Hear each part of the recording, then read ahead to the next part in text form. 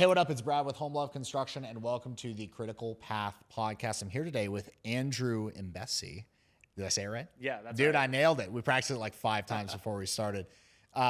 Andrew, tell the audience what you do briefly, and I got so much stuff I'm like really excited to talk to you about. But Yeah, we were introduce chatting yourself. a little bit off air, so yeah, we're going to have a lot to talk about here for sure. Yeah. So my name's Andrew Imbesi. I have a funding business where we help individuals access anywhere between $50,000 to $250,000 of funding at 0% interest for any business or investment that they want. So whether it be construction on a new property, a rehab, a trading portfolio, e-commerce store, a business, advertising, recruiting, whatever it may be, they could use the funding for literally anything. And we do this by taking advantage of the promotional offer on business credit cards. So, you know, when you see a credit card and it has like a cash back or welcome bonus, we're taking advantage of something that a lot of people overlook, which is the 0% promotion on business credit cards. So this is usually between 6 to 18 months on purchases and balance transfers. We've worked with over 3,000 clients, so we have a lot of experience doing this. We've gotten over $150 million of funding for our clients. Wow. And Say that again? $150 million of funding for our Oh, wow, clients. dude, that's a big number. Yeah, in 2.5 years. And and for the business people out there, we've done over $25 million with our business during that time as well. Wow. That's amazing. And wait, so the $25 million is is cash collected. Oh, cash collected in the bank. Dude, I don't like to talk about these fairy tale sales numbers, man. It's just so fake. Like, oh, I did 80 grand a day. All right, how much cash did you collect? Like 5K? Like, yeah. okay. That's amazing.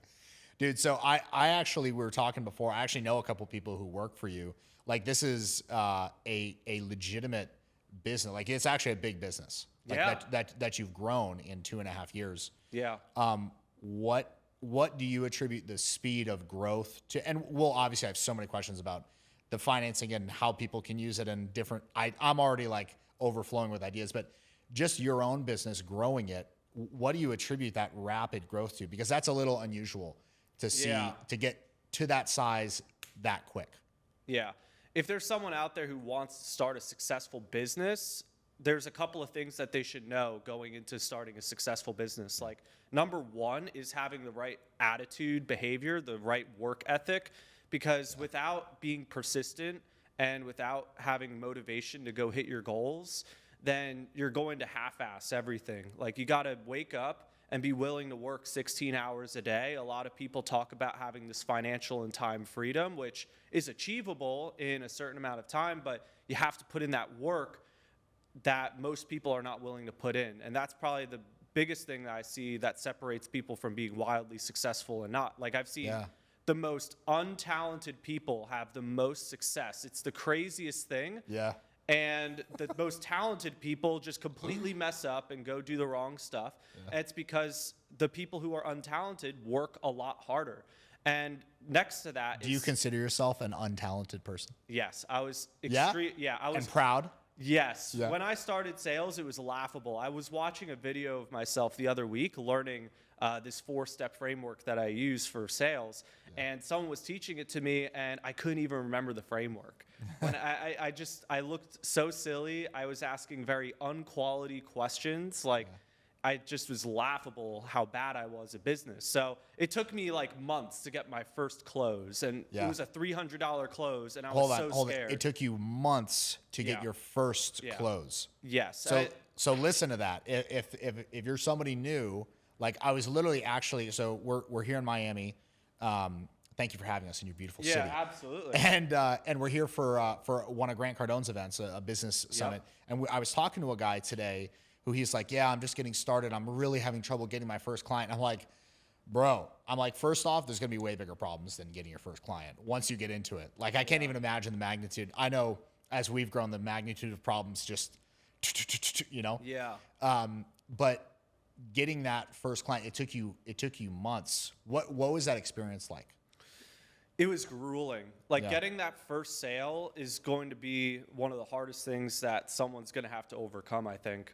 Yeah. Because going into getting that first sale, you're going to confront all these problems that are going to seem so challenging to overcome in the beginning, but once you finally confront them and handle them, it's like it feels like a load of relief is lifted off your chest, because you're going to have to first confront picking up the phone, which for me, that took like 3 hours. Like I was watching other guys like call people right in front of me, and I felt so intimidated by even just speaking to a person that I was so nervous to pick up the phone.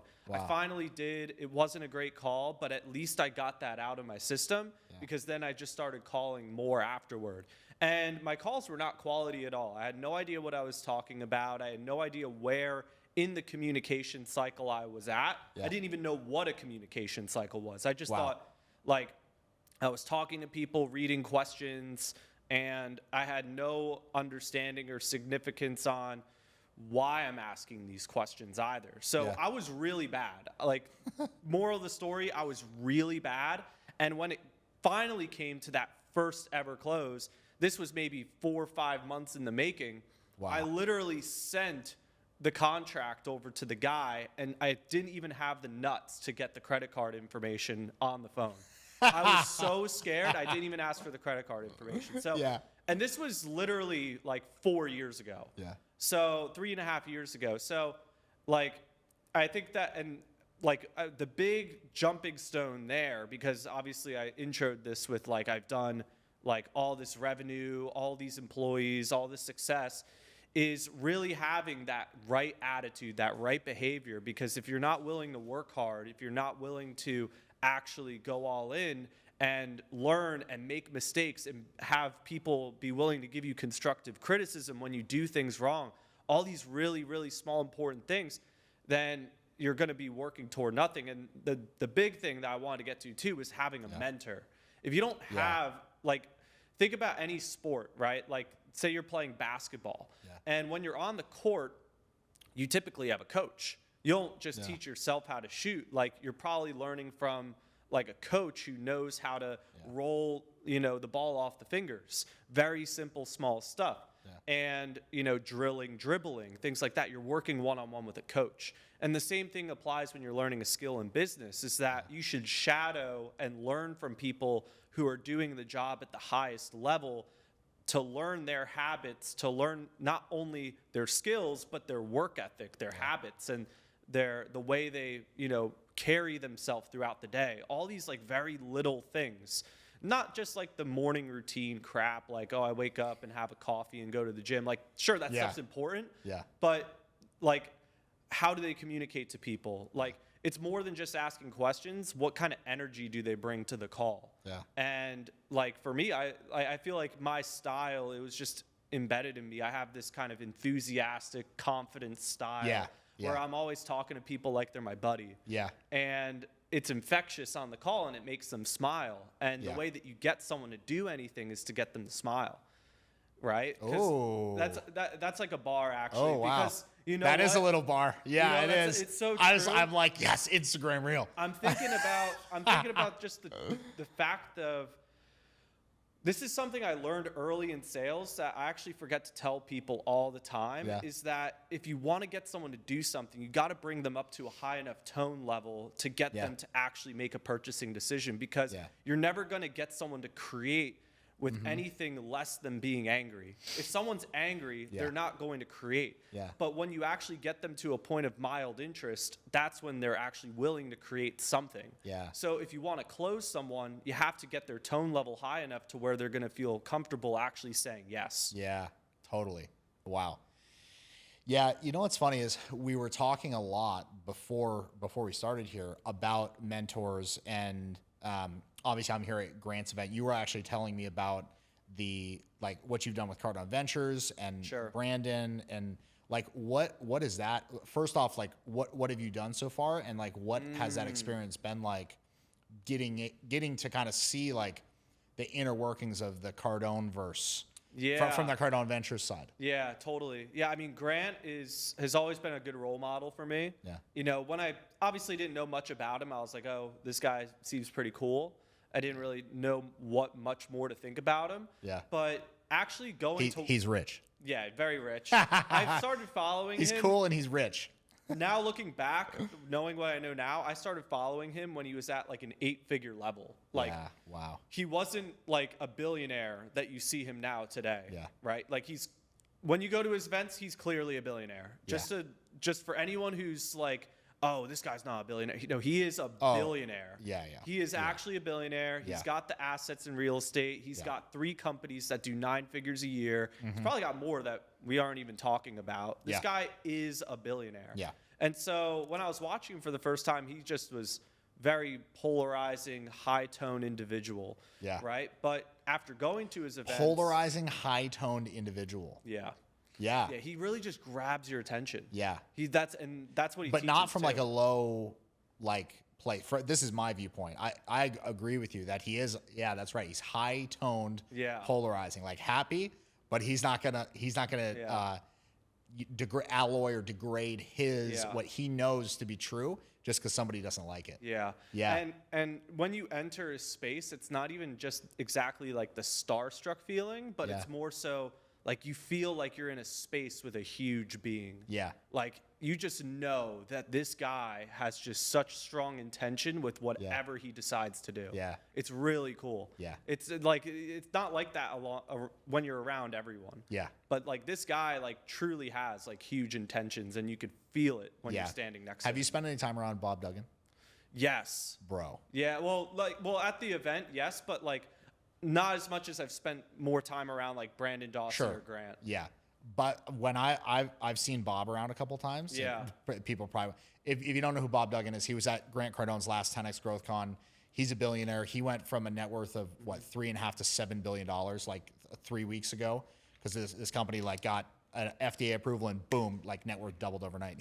That's wildly rich. Yeah. But he's like that. He's very like, you can tell, like I saw him having he looked mildly displeased on a phone conversation that I was seeing him have. And I was like, I would hate to be the person on the other end of that phone call. Like, could you imagine, like imagine having Grant Cardone being mildly displeased at you as an employee. Oh dude, I would be shitting bricks. Yeah. So how is the 10X, I mean, obviously, the experience of just working with their team, Yeah. I think the number one, like something I didn't think much of in the beginning. Yeah. That, like, it's fine when I learned it, but whenever someone wants to learn something, they should go to the biggest person who's doing it. And I think a lot of people overlook that because there's all these like really small guys out there. And that means in your niche, or in whatever your industry is, not even necessarily niche.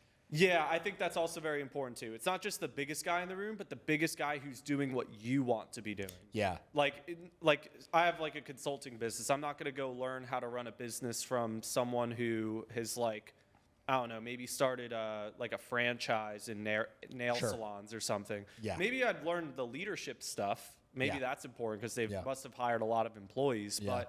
But I think it's important to try and find like that parallel mentor. It doesn't have to be the exact same business model, but it could roughly classify in the same industry or the same kind of SOPs, like same kind of targets for the team.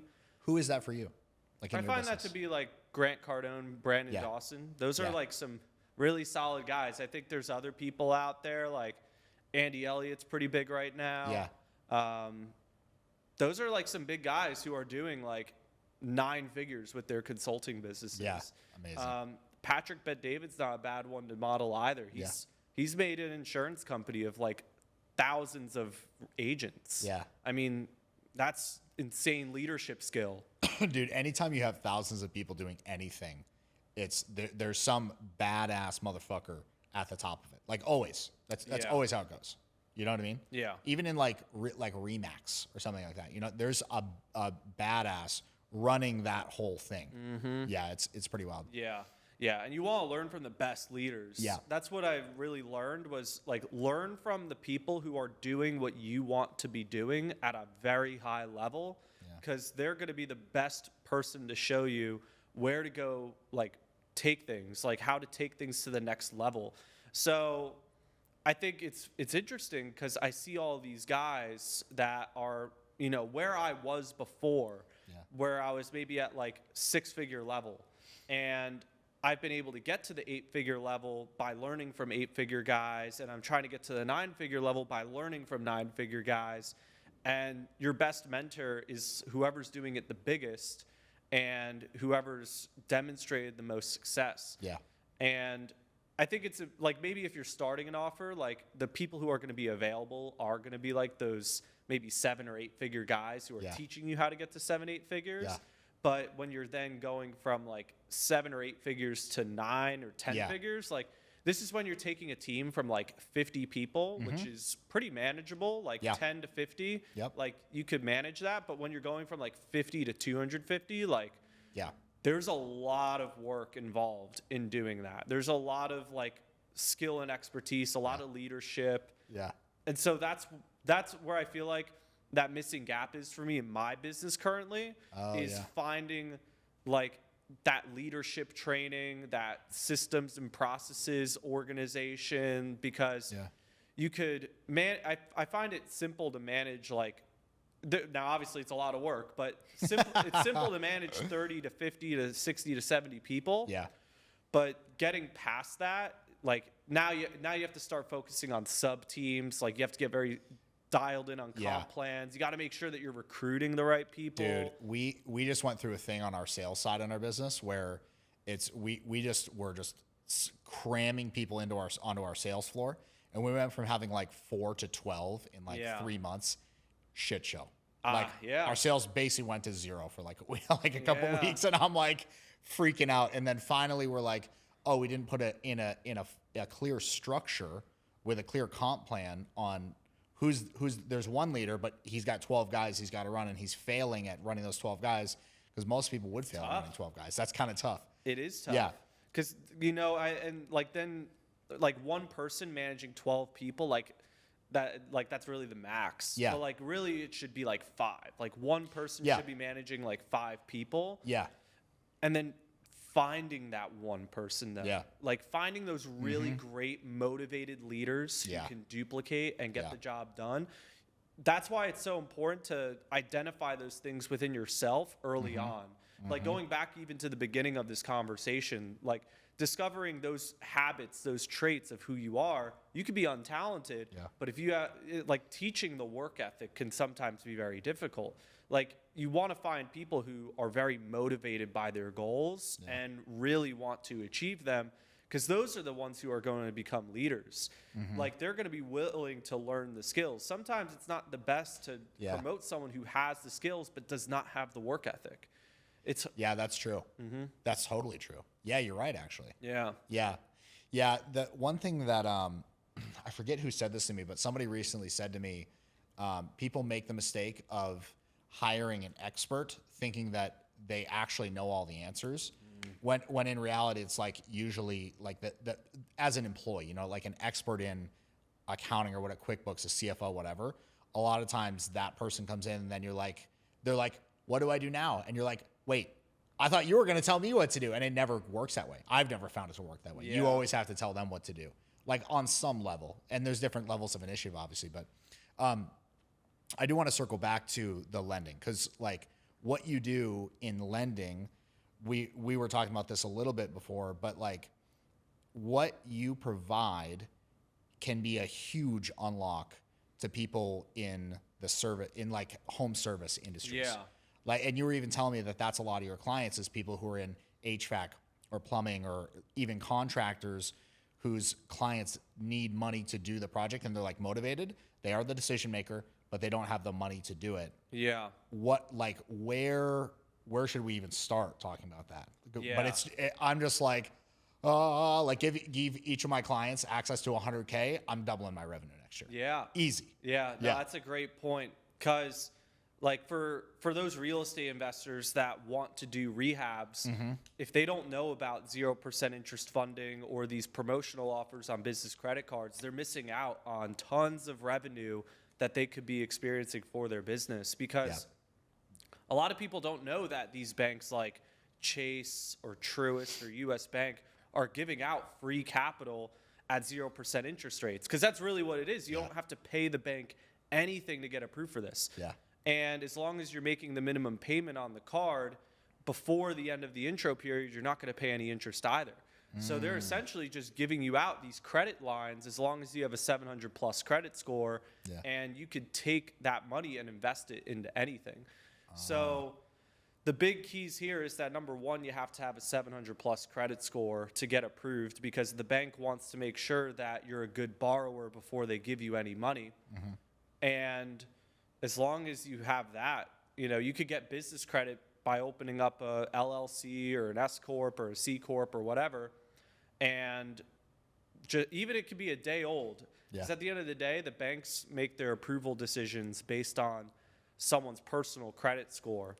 From there, you could really apply anywhere. There's a strategy to getting a lot of funding, but with those two things, you could start getting approved almost anywhere. So is there a way to apply what you do to, let's say, like, for example, I have a plumbing company, right? So we have a construction company. We also have a plumbing company.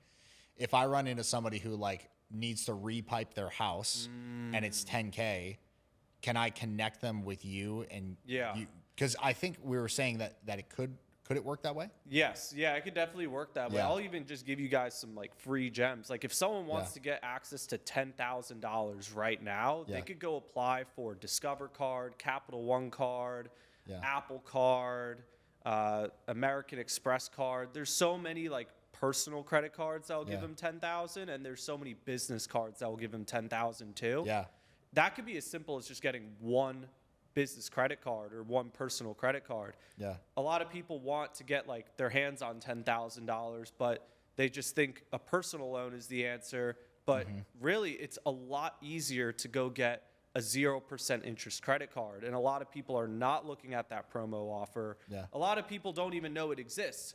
But if they go to discover.com and type in the Discover Cash It card and scroll down a little bit, they'll see 0% for 15 months, and they could pre-qualify and get approved for anywhere between $2,000 and $15,000 on that card. And there you go. There's that job done. That's like, why, I guess my question to you, and I'm sure people ask this all the time, is like, why don't people already know to do this? I'm like, wait, why don't they already know? Why don't I know? You know, it's so strange. I think a lot of people don't know 0% interest funding exists because we're taught in schools that debt is a bad thing. A lot of people say stay away from debt, don't get debt. So a lot of people are taught to only use their credit card if they can pay it off entirely every month. So people are thinking about discounts and cash back and welcome bonuses, and they're afraid of hurting their credit. So they're afraid of opening more credit cards because their credit score is going to go down, and they're afraid that their credit age is going to go down, and they're not actually taught how to make best leverage of their credit. But then you start looking into more of these YouTube videos, or they go and look at my page or something like that, because I post a lot of credit videos. And they start realizing that, what's your page? Quick plug. YouTube.com/@Andrew Imbesi. YouTube makes you add the @ symbol. It's weird. But yeah, YouTube.com/@Andrew Imbesi. But there's like the best credit rating that you can get is actually having more than 21 accounts. A lot of people don't know this. Wow. So with all these things, like, you know, I'm afraid of hurting my credit score and I want to save money. You get the idea of what people are thinking about on a day-to-day basis, like what the middle class is essentially taught to believe. They're not necessarily taught how to go invest in themselves or start a business. So everyone overlooks the 0% promotional offer on purchases or balance transfers for like 6 to 18 months or whatever. Wow, dude. That's so. What do you see as like the biggest? You know, you're at. Is it accurate to say you're between like 12 and 15 million? No, you got to be bigger. 15 million a year right now. Is that your run rate currently? And like your cash collected. So 50 million. What's like the thing that needs to happen in your business to go to 150 million? Great question. Thanks. Organizational structure. I think like hiring people can sound a lot easier than it actually is, because you could hire anyone. I was actually just watching a video about this before I hopped on here, where like in the video, this guy, Andy Elliott, he was talking about you could hire anyone, but you just don't want to hire dummies. Because if you're hiring all these dummies who are not motivated and are not competent, this was actually something I wanted to say before. The worst thing that you could do for your business is hire someone who's skilled and has no willingness to learn. Because at that point, they're just not willing to learn. They're not going to be open to constructive criticism. They're not going to be willing to be coached. Yeah. And that's what you need from leaders, is that they're willing to be called out on their mistakes. Yeah. And if you're hiring someone who thinks they know it all already, you're going to have a hard time teaching someone how to be a leader in your business. And they're constant, and whenever they make a mistake, they're going to be so stuck on the fact that they're right and you're wrong. Yeah. And you're going to mess up the culture of your business. Yeah, and you know what I just realized as I was thinking about that? I'm thinking about people where I've run into that, where it's like somebody who's like actually pretty good at what they do, but will like screw something up, and I'm like afraid to tell them that they screwed up, and I'm like, wait, why was I afraid to tell them? I'm like, I know there was a logical reason, and it's because they're a part of a working installation, right? And as a business owner, you don't ever want to mess with something that's like, just, I think intrinsically business owners know that if something's working the way it is, don't mess with it. Like, don't fuck with it if it's working. And people like that. That's true, though. Yeah. That's definitely true. Yeah. You don't want to mess up what's already working. Yeah. But you get one of these people in who's like refuses to like comply with like, let's say it's like for example, in our business, we do daily reporting. Like at the end of the day, you report your production. Yeah. Like we pay you half to do your job, and half of what we pay you is to tell us what you did. Yeah. Right? That's a Tom Cummins line. That's I took that. one. I stole that That's one from a good Tom. one. Credit to Tom Cummins for that line. But yeah, like that, if somebody isn't willing to conform to that, you got a problem. Yeah. Because other people are going to know that they're not conforming. Yeah. Yeah. And that's the thing, is that it spreads throughout the business. Yeah. It's like they see this one guy who's performing, but just all the other things are bad. Yeah. It's going to affect all the other guys' production. Yeah. Because then the other guys are going to justify, well, it's okay to act this way because this guy acts this way. Yeah. And you're basically giving up control over your business. Yep. You lose control over the area of your business. Yeah. It's true. Like if you decide not to communicate, this is from knowledge reports. It's like if you decide you're not going to communicate about your business or the things that are happening in your business, you're deciding that you've lost control over it. Yeah. Yeah. Oh my God, dude. So true.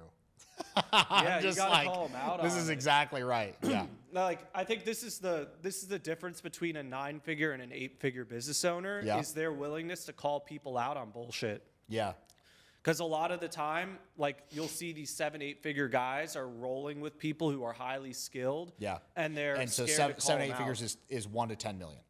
Yeah. Just for anybody who doesn't talk in those terms. I think the biggest gap between the $10 million business owners and the 9-figure business owners, or even really the 7 to 8 to the 9, right? Anyone who's doing 7 or 8 figures, low 8 figures. Yeah.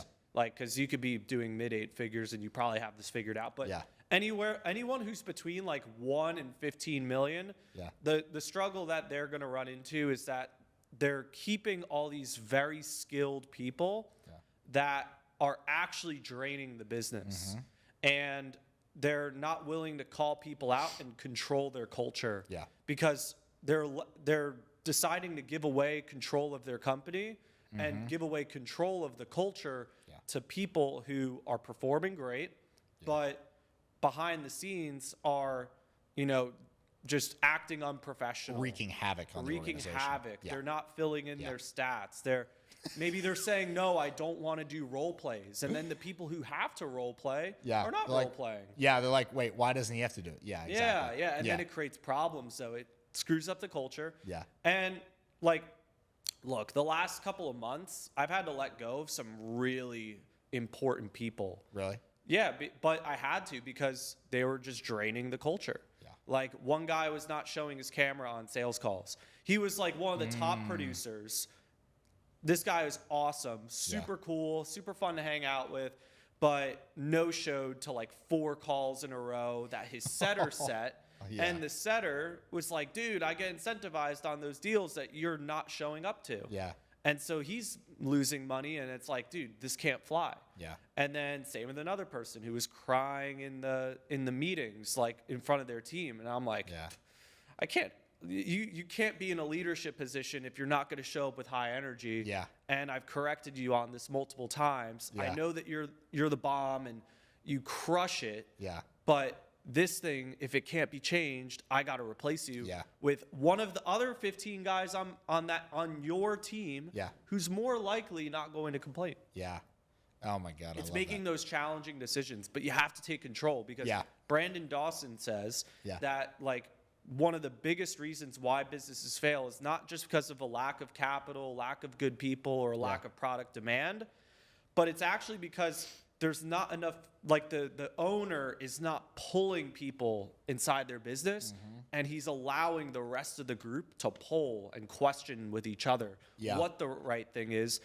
But the person who knows the right thing to do is the owner, because the owner did all these things already once before, and now is teaching others how to do it. Yeah. So when I look back at my processes, I'm like, oh, well, I know what I did here to get sales. I know how I collected this much money. I know how I closed this many deals in this much time. Yeah. And then you go and recognize what are these other people doing, and they're trying to make up their own stuff.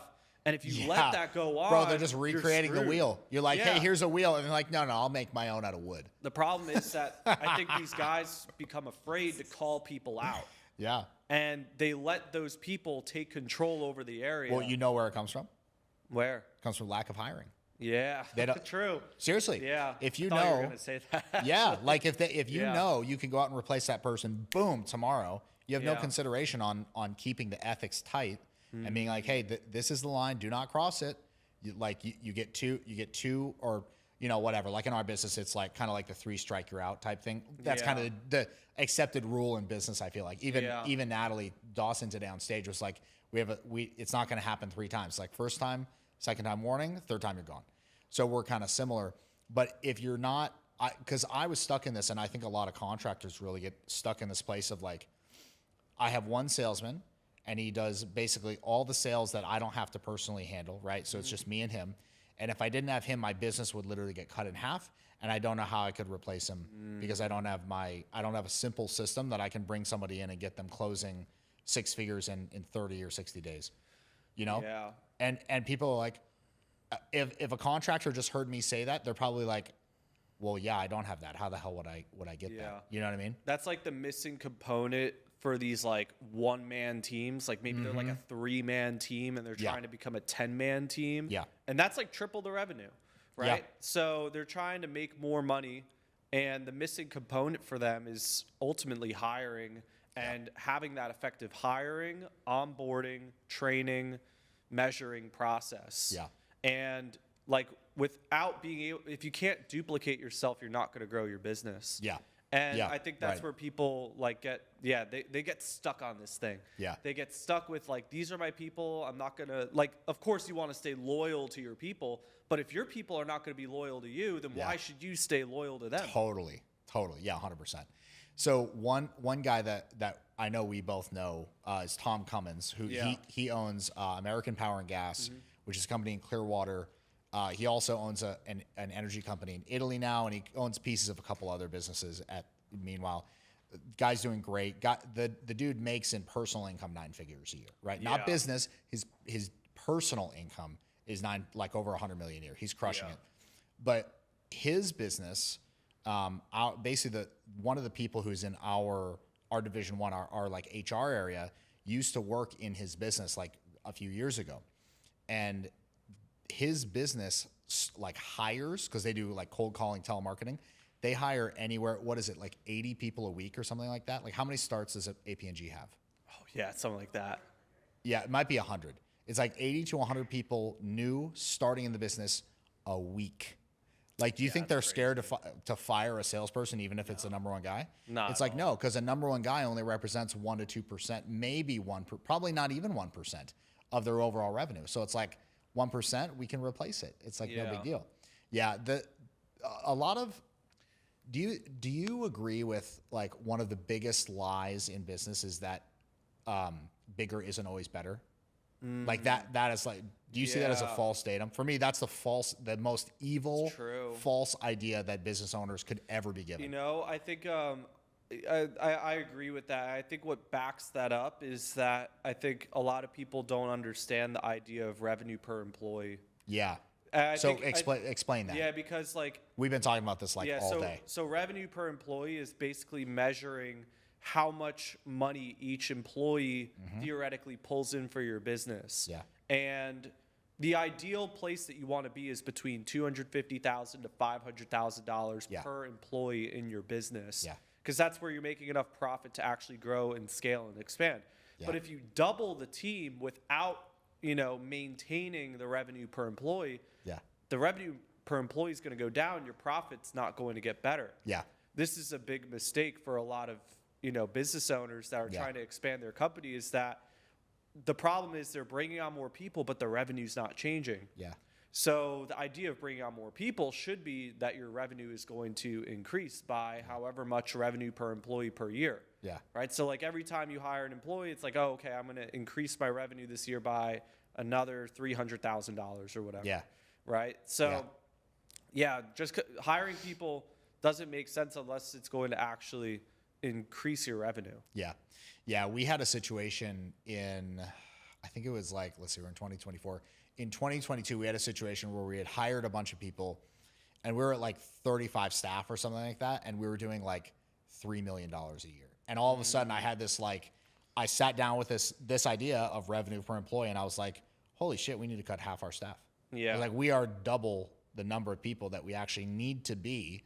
And then I literally just started going through, and thank God we keep an enormous amount of stats on our employees. But I literally looked through and I'm like, okay, who are the low producers? See ya. Like it's just, and it was just, it was impartial. And it's like, hey, lowest producers, gotta go. Sorry. It's like, we can't, I take responsibility for that. We shouldn't have hired you at this point, or we should have let you know that something was happening sooner, right? Like we'll pay you for X number of extra days or weeks or whatever, based on their tenure and how much they contributed and stuff. And that was that. And that, from that point, I can literally see on a graph of like our income, and especially on the profit graph, of just the graph was like flat, and then it just goes from that point of like, hey, fire half the staff. Yeah. Yeah.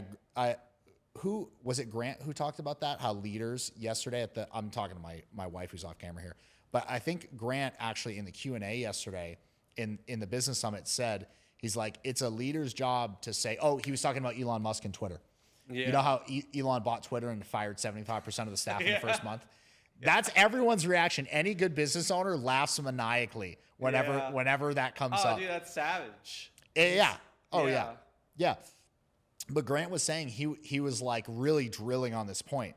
He was like, that's what a leader does. A leader is the person who has to make the hard decision and be like, hey, we got to drop 75% of our staff here. Like that is actually the leader's role. So when you're talking about leadership here, like I completely agree with you. I think some people have a misconception on what that actually entails. And most of the time, in my experience, and you can tell me whether you agree with this or not, in my experience, most of the time being a leader is not clean and it's not pretty. It's messy and it's ugly. Yeah. You agree with that? Yeah, it could be, it could definitely be messy sometimes. Yeah. Like, it may even sound like you're a dictator. Oh, you're callous. Yeah. You don't care. You don't have any emotion. Yeah. Oh, I get that all the time. Yeah, but that's really what it's about. It's like you have to choose expansion sometimes over certain people. Like there's like, of course, like it could be very easy to get stuck in the whole idea of like friends and family in your business. But you have to remember that like this business can die if you aren't taking care of it. Yeah. You have to think of it almost as like a body. Yeah. Like if your leg is broken, like do you have to cut off the leg, repair the leg, or what do you do? Yeah. You know? The company's an organism, and it's really your job as a leader to care for and then expand that organism. Yeah. Like, just to put it simply. Totally true. Yeah. So I do want to be mindful of time here and get to wrapping up. So what, knowing that it's mostly like in the audience, like contractors and people who are in like the home services industry, from your hat as the leader of your business, what would you say to them as kind of like a final message? Man, I think we covered a lot. I would say rewatch this like 2 or 3 times. This is like a lot of gems actually. Some people might be watching this and thinking like, well, number one, like make sure that you're producing at like the peak performance of what you can do in your position before handing it off, because you got to understand whether or not you're like what you're doing is achievable for someone else, and will that align with what their comp plan could be too. Probably one of the simplest things I did in the beginning was like, how many sales do I need to produce to make $10,000 a month if I worked for me, where it also economically makes sense. So I figured out, you know, how much time, effort that takes, what the calls look like, writing all that stuff up. Right. And handing that off to the right person to duplicate the actions. But I think another point, right, if I want, like, I think that's a good business point. We talked a lot about business, but in terms of a funding point, is that I feel like we didn't talk about funding at all, which is totally fine. No, but I'm totally like, fine. damn it, we should talk more about the funding, because it's so like, it's such a sick, like, just it's kind of like an extra. I see it as an extra lever, like it's an extra lever you can pull in your business. Exactly. If you're not leveraging this tool of financing in your business, you're losing out on tons of opportunities. Whether it's you going out there and needing to buy something for your business, or whether it's providing this financing resource to your clients to invest in services with you. If you're not offering financing, especially at 0% interest, because anyone with a 700 plus credit score could get a credit card. If you're not using that in your business, you're missing out on so much lost income that you don't even see. And that's the money that you should be making that you don't know that you could be making. So you could have people buying those extra services from you, whether it be a new rehab or a new project. You could get someone $20,000 on a Discover card, Capital One card, whatever card. There's all these pre-qualified tools that you could use to get those approvals. You could be getting people all these cards to invest in your services. You could be using them yourselves to invest in advertising spend, to buy, you know, into recruiting agencies, whatever it may be. You could be using these financing tools to expand your business, whether it be through you buying more services or people using that money to buy services from you. I'm literally thinking of like marketing campaigns, like consultants, but like coaching, like there's just endless applications of that. Bro, thank you for coming on here today. I really appreciate it. It's been a blast.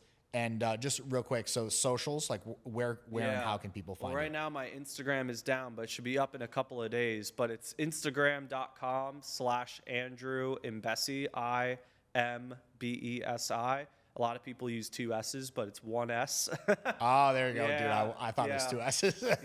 My YouTube is, well, you got it earlier, but youtube.com/@Andrew Imbesi. So those are 2 places where you could go watch some content on me. You could go to bogegroup.com to work with my company. If you want 0% interest funding, it's bogegroup.com. And that's like where you could go find me. Dude, awesome. Thank you. Yeah, seriously, if you're looking for either financing for your clients, like to buy your shit, or if you're looking to buy shit and get money to buy shit, this is the guy. Andrew, thanks, bro. Appreciate you, man. My pleasure.